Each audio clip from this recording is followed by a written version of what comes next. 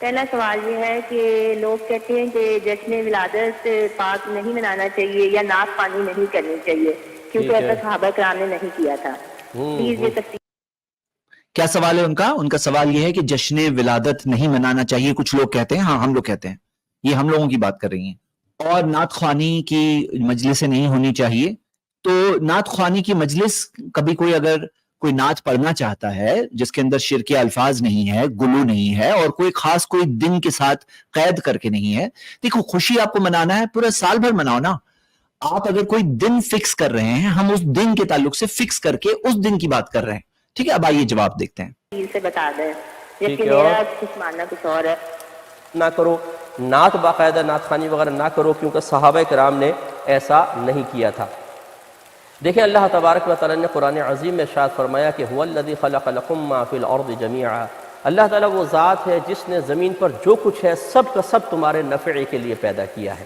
لہٰذا جس چیز سے بھی دنیاوی نفع اخروی نفع حاصل کرنا چاہیں اس آیت کی روشنی میں کر سکتے ہیں، ہمارے لیے طیب ہے، حلال ہے. اب اس انہوں نے کیا کہا؟ قرآن کی ایک آیت پڑھی انہوں نے، سورہ بقرہ کی آیت ہے، سورہ 2 آیت نمبر 29. اللہ سبحانہ تعالیٰ نے فرمایا اس آیت میں، هو الذی خلق لکم ما فی الارض جمیعا. اللہ ہے جس نے تمہارے لیے بنایا جو کچھ زمین پر ہے. تو یہاں پر وہ یہ کہہ رہے ہیں کہ دنیاوی ساری چیزوں سے دنیاوی فائدہ، اخروی فائدہ، آخرت کا فائدہ حاصل کر سکتے ہیں. یہاں پہ میں ایک بات بتا دوں کہ اللہ کے رسول محمد صلی اللہ علیہ وسلم نے دین کے اندر نئی چیزیں لانے سے خاص طور سے روکا کہ دین میں نئی چیزیں مت لانا. تو دنیاوی باقی چیزیں جو ہے اس سے ہم دنیاوی فائدہ حاصل کر سکتے ہیں. اللہ تعالیٰ نے کیا فرمایا؟ اللہ نے تمہارے لیے تو بنایا جو کچھ زمین پر ہے. یہ کس بات کی دلیل ہے؟ یہ اس بات کی دلیل ہے کہ دنیاوی چیزوں میں ہر چیز حلال ہے جب تک ثابت نہ ہو جائے حرام. لیکن کیا یہی قاعدہ عبادت میں بھی ہے؟ تو یہ قاعدہ عبادت میں نہیں ہے. عبادت کے اندر پیارے نبی محمد صلی اللہ علیہ وسلم نے فرمایا، صحیح بخاری کی حدیث ہے، من احدث فی امرنا ھذا ما لیس منہ فہو رد. جو اس دین میں کوئی ایسی چیز لائے گا جو اس کے ثابت حصے میں سے نہیں ہے، وہ چیز رد ہو جائے گی، ریجیکٹ ہو جائے گی. یعنی دین کے اندر نئی چیز لاؤں گے تو وہ چیز کیا ہو جائے گی؟ رد ہو جائے گی، ریجیکٹ ہو جائے گی. دوسری حدیث صحیح مسلم میں اس میں آتا ہے، من عمل عملا لیس علیہ امرنا فہو رد. جو کوئی ایسا عمل کرتا ہے جس پر ہمارا حکم نہیں ہے وہ چیز رد ہو جائے گی. بلکہ اللہ کے رسول صلی اللہ علیہ وسلم کے بارے میں آتا ہے، جابر رضی اللہ عنہ بتاتے ہیں، کانا رسول اللہ صلی اللہ علیہ وسلم اذا خطبہ، نبی صلی اللہ علیہ وسلم جب بھی خطبہ دیتے تو کچھ الفاظ ہمیشہ کہا کرتے تھے جو خطبۃ الحاجہ ہے، اور ان میں یہ بھی الفاظ ہے، کل بدعۃ ضلالہ، سب کے سب بدعتیں ضلالہ ہے، گمراہی ہے. تو یہ بات کو یاد رکھنا ہے کہ یہاں پر یہ جو ہم نے سورہ بقرہ کی آیت میں دیکھے وہ دنیاوی معاملے کے اندر اللہ نے تمہارے لیے بنایا جو کچھ زمین پر ہے. تو جیسے مثال کے طور پر کوئی ڈینم کپڑا پہنا ہے، اس کی کوئی حدیث ہونی ضروری ہے؟ اللہ تعالیٰ نے کیا فرمایا کہ تمہارے لیے تو بنایا جو کچھ زمین پر ہے. تو جو کچھ ہے، جیسے مثال کے طور پر اب یہ موبائل فون میں استعمال کر رہا ہوں، اس کی کوئی دلیل ہے حدیث میں، آیت میں، قرآن حدیث میں؟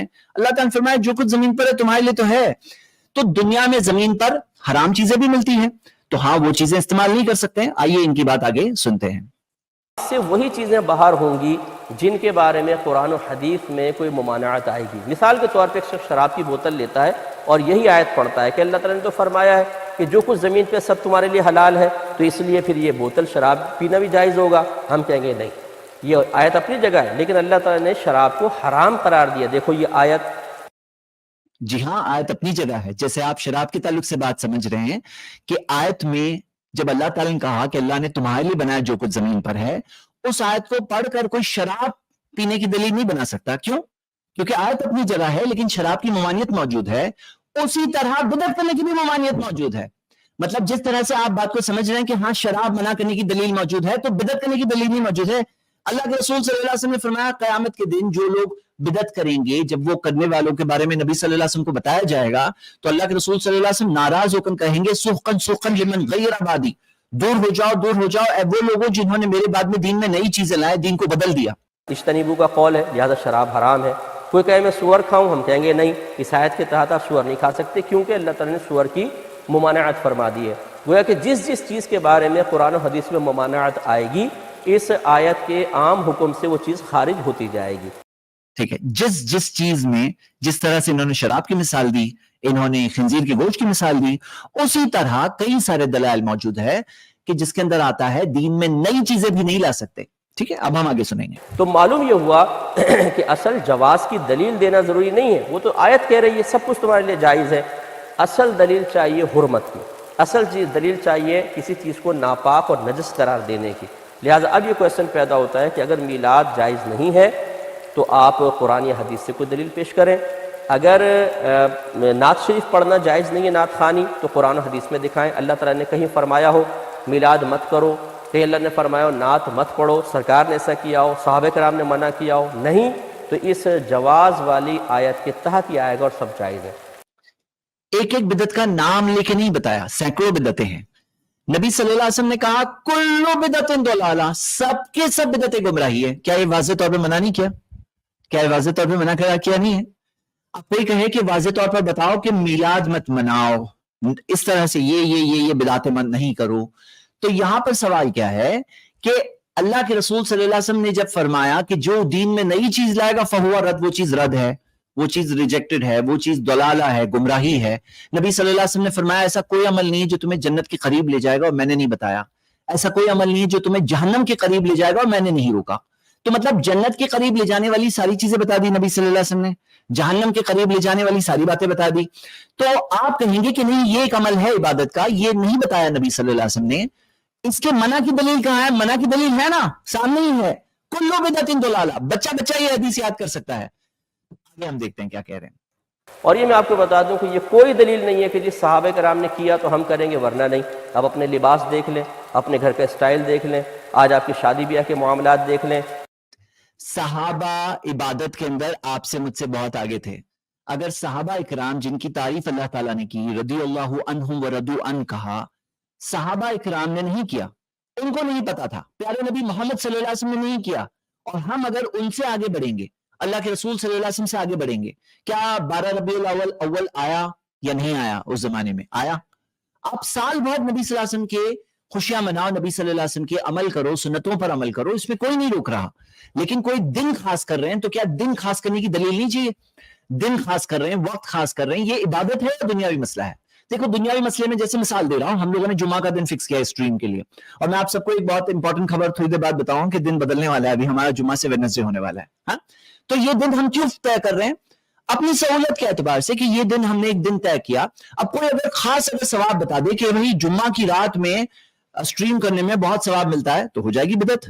اگر کوئی کہے خاص فضیلت ہے، فرض ہے یا سنت ہے تو ہو جائے گی بدعت. تو صحابہ اکرام ہمارے لیے دلیل ہے. کس نے کہا صحابہ دلیل نہیں ہے؟ صحابہ عبادات میں ہم سے بہت آگے تھے، ہم ان کی طرف دیکھیں گے. اللہ تعالیٰ نے ان کے ایمان کو سٹینڈرڈ ایمان بتایا ہے. آپ تعلیم کا حصول دیکھ لیں، مسجد پہ گنبد و مینار دیکھ لیجئے، نماز کے تعلیم کا حصول، بھائی تعلیم کا حصول کیا ہے؟ ذریعہ ہے. مسجد کے مینار کیا ہے؟ یہ ذریعہ ہے بتانے کے لیے کہ مسجد یہاں ہے. اگر کوئی خاص اس کی فضیلت بیان کرنے لگے تو وہ بھی بدعت بن جائے گی. کس نے کہا نہیں بنے گی بدعت؟ کوئی اگر کہے یہ اس طرح کا گنبد ہونا سنت ہے، اس کا ثواب ملتا ہے، نبی صلی اللہ علیہ وسلم نے بتایا، قرآن و سنت میں ہے، تو یہ ہو جائے گی بدعت. مسجد میں جماعت کے اوقات دیکھ لیجئے، دارالعلوموں کا قیام، اس کے لیے سلیبس، اس کے لیے پھر امتحان کے اوقات. آپ ایک چیز دیکھو گے، ایک عادت کیا ہے، جو چیز بدعت نہیں ہے اسے بتا کر کہو کہ بدعت کرنا جائز ہے. مطلب دنیاوی معاملات کی مثالیں دی جا رہی ہے یا وسائل اور ذریعوں کی مثالیں دی جا رہی ہیں، جو بدعت نہیں ہے وہ دنیاوی معاملات میں سے ہے. اس کے لیے اختیار ہے کہ جیسے مثال کے طور پہ نماز سکھانا ہے، اب کوئی آڈیو سے بتائے گا، کوئی ویڈیو بنا کے بتائے گا، کوئی کتاب لکھ لے گا، کوئی پیمفلٹ لکھے گا، تو یہاں پر یہ سارے ذریعے ہیں، اس کے اندر آزادی ہے، ذریعوں میں آزادی ہے. اب یہاں پہ جو چیز بدعت نہیں ہے اس کو پیش کر کے بدعت کے کرنے کی اجازت دی جا رہی ہے. یہ اصل بات ہے، اس کو جسٹیفائی کیا اس کے بعد مختلف کتابیں رکھنا اور پڑھانا، پھر اس کے بعد دستار بندی، اس کے بعد سند دینا. کون سی ایسی چیزیں جو صحابہ کرام. بات سمجھیے، دستار بندی، سند دینا، یہ سارے ذریعے ہیں، سارے کے سارے ذریعے ہیں. دنیاوی ذرائع میں ہم آزاد ہیں، دنیاوی معاملات میں ہم آزاد ہیں. ہم ابھی سٹریم کے ذریعے کر رہے ہیں، یہ ایک نیا فارمیٹ ہے، کچھ وقت سے آیا ہے. کوئی اگر ویڈیو کے ذریعے کرے، کوئی اگر انسٹاگرام پہ ویڈیو بنا، بولے کون سی حدیث میں دیا ہے، تو ہم دیکھتے ہیں اللہ تعالیٰ نے جو فرمایا، سورہ بقرہ کی جو آیت نمبر 29 انہوں نے شروع میں فرمایا، جو انہوں نے پڑھی، وہ چیز خود دلیل ہے. ہم نے کی تھی. تو اگر ہم یہ قاعدہ قانون بنا لیں کہ جی وہاں کی گئی ہو تبھی جائز ہے ورنہ حرام ہے، تو میرے پیارے بھائی زندگی کے کاروبار رک جائیں گے. یہ مطالبہ ہی بالکل غلط ہے. لہٰذا اصل چیز ہے ممانعت. اگر کہیں ممانعت ہے تو دکھائی جائے، نہیں ہے تو یہ اپنا اس کا حکم جواز ہے. اعتدال.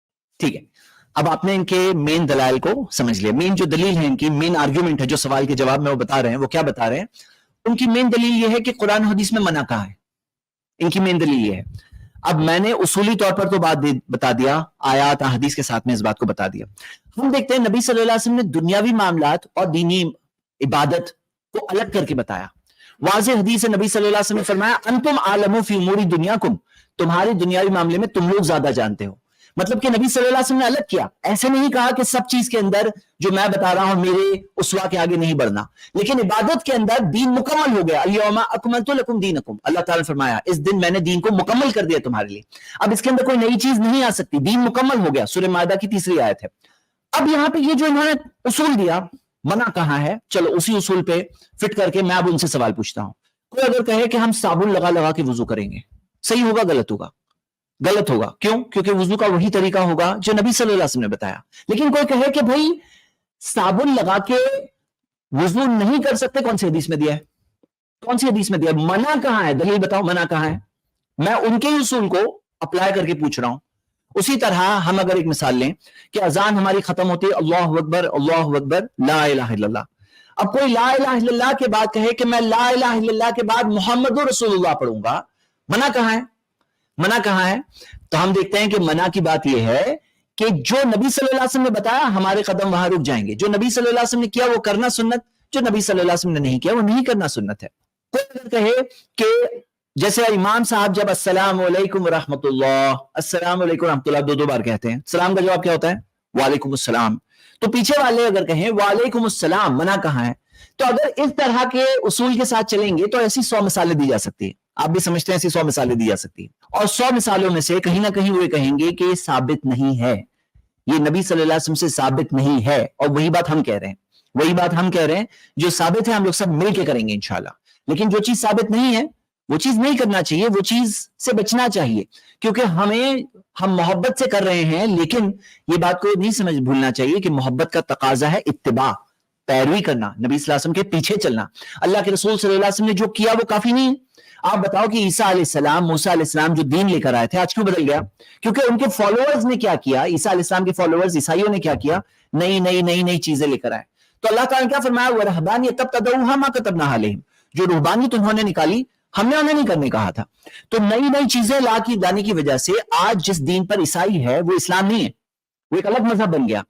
آج جس دین پر یہودی ہے وہ اسلام نہیں ہے, وہ ایک الگ مذہب بن گیا. کس وجہ سے؟ وہ جو نئی چیزیں انہوں نے ایجاد کی. تو یہ چیز سے ہمیں بچنا چاہیے. اسلام دلیلوں والا دین ہے, ثابت شدہ دین ہے, محفوظ دین ہے. یعنی کہ آپ اگر کوئی چیز لا رہے ہو تو اس کی دلیل موجود ہونا ضروری ہے. آئیے آخر حصہ دیکھ لیتے ہیں ویڈیو کا, وہ کیا کہہ رہے ہیں. حال کے ساتھ گفتگو کرنی چاہیے. ہمارے ہاں شدت پسندی بہت زیادہ ہے, بغیر دلیل جانے اور بغیر مسئلے سمجھے ہوئے ایک دوسرے پہ فتوے لگتے ہیں. اس سے ماحول بہت زیادہ خراب نہ ملے. ہمیں آپ میل کر سکتے ہیں, حتی الامکان جلدی جواب دینے کی کوشش کریں. یہ جو کہہ رہے ہیں کہ شدت پسندی بہت بری بات ہے, شدت پسندی بہت زیادہ ہے لوگوں میں, فتوے لگا دیے جاتے ہیں لوگوں کے اوپر, بالکل صحیح بات کہہ رہے ہیں. تو شدت پسندی نہیں ہونی چاہیے, ایک دوسرے سے باتیں کریں, جو دلائل پیش کیے گئے ہیں اس کو کھلے ذہن سے سنیں, سوچیں, تحقیق کریں, جانیں, اور جو صحیح اور ثابت شدہ بات ہو, حق بات ہے, اسے قبول کریں.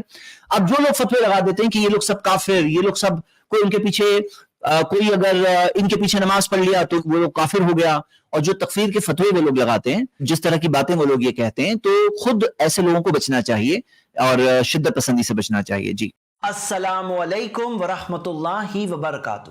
اس کلپ کی فل ویڈیو دیکھنے کے لیے ہمارے چینل پر ضرور آئیں. آئی پلس ٹی وی نے ایک نیا یوٹیوب چینل شروع کیا ہے جس کا نام ہے آئی پلس ٹی وی اختلاف کا حل. اس چینل پر صرف اختلافی مسائل پر ویڈیوز آئے گی, لیکن دلائل کے ساتھ اور بھائی چارگی کے ساتھ. آپ کو میں دعوت دیتا ہوں کہ آپ بھی ہمارے اس چینل کو سبسکرائب کریں, ہماری ویڈیوز کو شیئر کریں, اور نوٹیفیکیشن آئیکن کو آل سلیکٹ کریں تاکہ آپ کو ہماری ویڈیوز کا نوٹیفیکیشن مل سکے. جزاک اللہ خیر, والسلام علیکم ورحمۃ اللہ.